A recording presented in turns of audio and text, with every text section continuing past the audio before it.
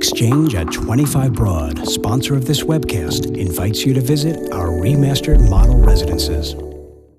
And also sponsored in part by Trump Mortgage.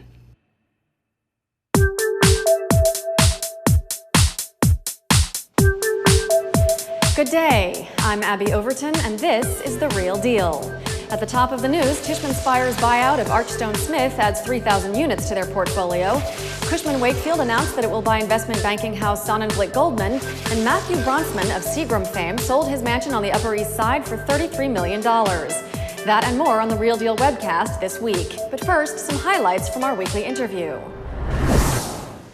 Many brokers have come from other careers, but not all of them were editors at the New York Post. Real estate rookie Allison Rogers made the transition and lived to tell the tale. Real Deal reporter Jen Benepe spoke to Ms. Rogers, whose new book, Diary of a Real Estate Rookie, is being released this month. Ms. Rogers also writes a column for the residential real estate site Inman News and has been a consultant to The Real Deal. Here's some highlights from that interview.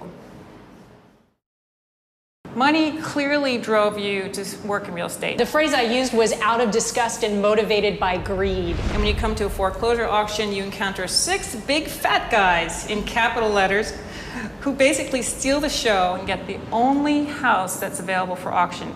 Do you think after they read this section that they are going to talk to you again? And do you care? I don't think I'm ever going back into that court auction, for one thing. A big turning point in your career came when you went to do a presentation and an agent at the presentation, this was in South Orange, New Jersey, told you that your bosses were pimping you. That was an extremely pivotal moment, and I really thank the man who sort of brought me that dose of reality. For the full interview, click on the link below. And now for the news. Tishman Speyer's $22.2 billion buyout of REIT Archstone Smith will add more than 3,000 New York City apartments to its portfolio, bringing the mega landlord's total to about 14,500 housing units citywide. The Archstone Smith portfolio consisted of some 9 buildings in Manhattan and 1 in Brooklyn Heights, all renting at market rates. The world's largest privately held commercial real estate services firm, Cushman & Wakefield, entered into a preliminary agreement last week to buy a majority stake in real estate investment banking specialist Sonnenblick Goldman.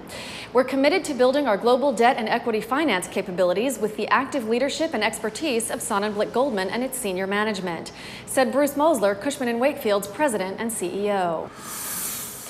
Seagram heir Matthew Bronfman has struck a deal to sell his landmark townhouse at 7 East 67th Street. The property had been on the market for $33 million since August 2002. The 6-level, 14,000-square-foot mansion has a glass-enclosed 4-story atrium, a double-height paneled library, 6 bedrooms, 8 baths, and 6 wood-burning fireplaces. In an effort to cover a $225 million budget shortfall, the City Housing Authority will sell off portions of land at several housing projects. Unused land at housing projects in Chelsea, Hell's Kitchen, and East New York is expected to fetch around $50 million from developers who will need to build new housing on those locations, most of it moderate and middle income, yielding about 5,500 new apartments.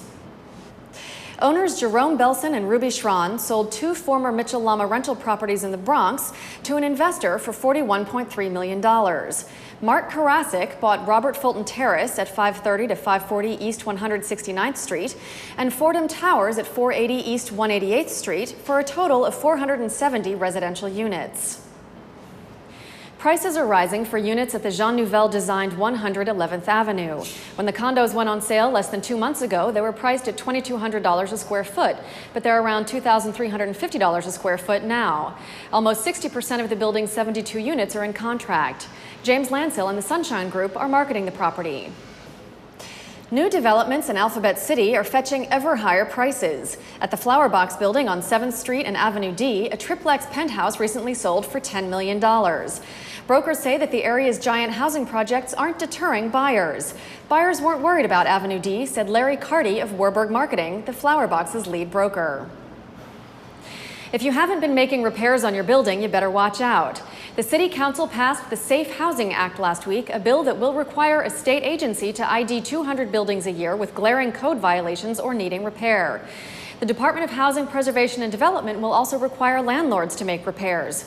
Said Speaker Christine Quinn, "I hope the message this bill sends is that if you're a slumlord, your days are numbered." New projects are sprouting up between 54th and 55th Streets between 8th Avenue and Broadway. On 8th and 54th, a joint venture of Boston Properties and Robert Gladstone are prepping for an office tower as large as 975,000 square feet. Henry Gross is rumored to begin work on a Marriott Courtyard Hotel at Broadway and 54th. And also, a Joseph Moynihan-owned property on West 54th will soon be knocked down. Thank you for joining us for this edition of the Real Deals webcast. Remember to click on the link below for this week's interview. Please join us next week for the latest real estate news. I'm Abby Overton, and this is The Real Deal.